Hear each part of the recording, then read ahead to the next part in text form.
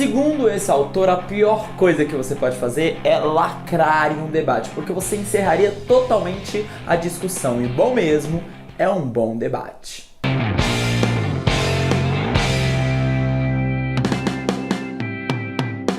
Olá, meu nome é Peterson Daia, eu sou professor e gravo uns vídeos aqui no YouTube e hoje eu estou aqui para falar a respeito de Hegel e tentar resumir um pouco a sua filosofia. Por mais denso que ele pareça, eu vou tentar ser o mais didático possível aqui. Mas antes de iniciarmos, você já tem que cumprir aqui o nosso protocolo. Nesse canal você precisa curtir, comentar, compartilhar e se inscrever. É Hegel que vai dizer que a história revela uma espécie de verdade. Ele acreditava numa verdade que iria se desdobrar no tempo. Imagine como se fosse um grande pedaço de papel escrito verdade e a gente vai desdobrando aos poucos, ou seja, ao longo dos processos históricos irá se revelando de fato a verdade. E é através do processo dialético que nós vamos chegar a esse absoluto, que para ele é a verdade de fato. Mas o que é mesmo dialética? A dialética se revela na história como um debate, conflitos que existem entre argumentos opostos e que faz com que nós possamos progredir. E por isso que lacrar em um debate e encerrá-lo de uma vez por todas não é o ideal. O ideal é sempre ter uma contra-argumentação até sobre o seu próprio pensamento. Vamos entender melhor. De gerações em gerações nós vamos ter ideias opostas. Tentando contextualizar isso de uma forma mais contemporânea,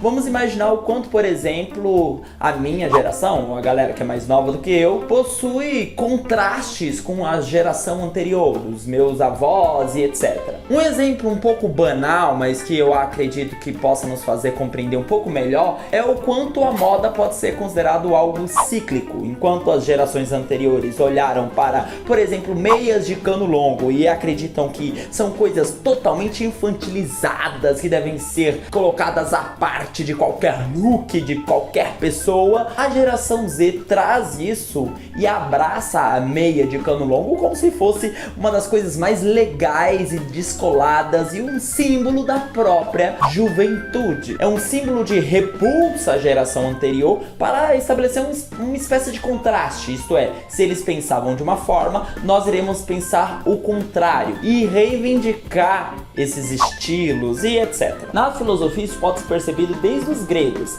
Se Heráclito de Éfeso era um filósofo que falava que tudo flui, tudo está em movimento, não se pode entrar duas vezes no mesmo rio. Já temos vídeos sobre ele, tá na descrição. Enquanto isso, o seu contrário, Parmênides de Eleia, falava não, nada muda, as coisas são imutáveis, existe um uno imutável. É exatamente Platão que vai associar esses dois pensamentos, acreditando em uma mudança, em um mundo que se transforma o tempo todo, o mundo sensível, também temos vídeos de Platão, e também em um mundo que não se transforma, puro, que é o mundo verdadeiro, o mundo das ideias ou o mundo inteligível. Ou seja, Platão é a sintetização desses dois pensamentos. Aqui nós vamos entender o que de fato é dialética segundo Hegel. Para Hegel existem três processos da dialética. Primeiro é a tese, isto é, a argumentação, que vai em uma direção específica, que seria nesse exemplo o nosso Heráclito. Depois vem a antítese, isto é, a antitese, aquilo que é o contrário da tese, que vai em uma outra direção, aquilo que é oposição, o antagonismo do primeiro pensamento.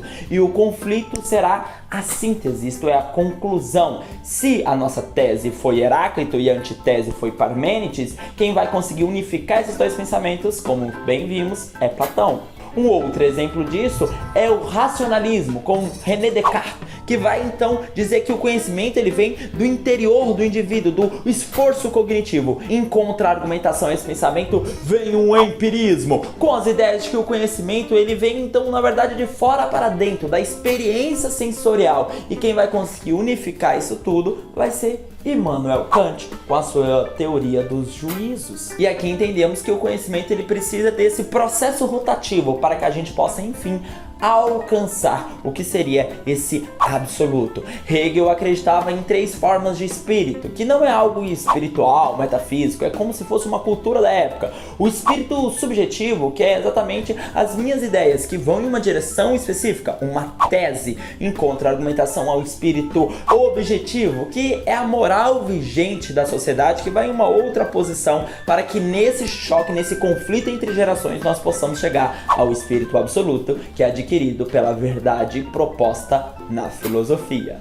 O grande problema aqui é que no final, quando enfim chegamos a uma síntese, essa síntese ela é por natureza uma nova tese, que vai precisar de uma nova antítese e que vai chegar a uma nova síntese, que será uma nova tese, e assim sucessivamente. Por isso esse processo da dialética, esse processo rotativo, ele nunca vai terminar. Ele é um processo infinito até que nós possamos progredir.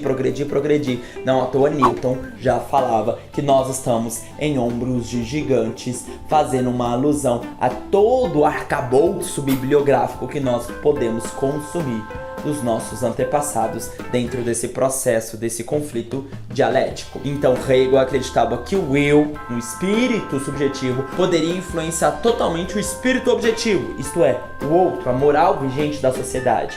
Em contraposição a isso, os filósofos vêm dizendo que não. Na verdade, você não afeta totalmente o meio, e sim o contrário. O meio afeta totalmente você. Em especial, Karl Marx, trazendo uma oposição, uma antítese ao próprio pensamento hegeliano. E aqui estamos nós.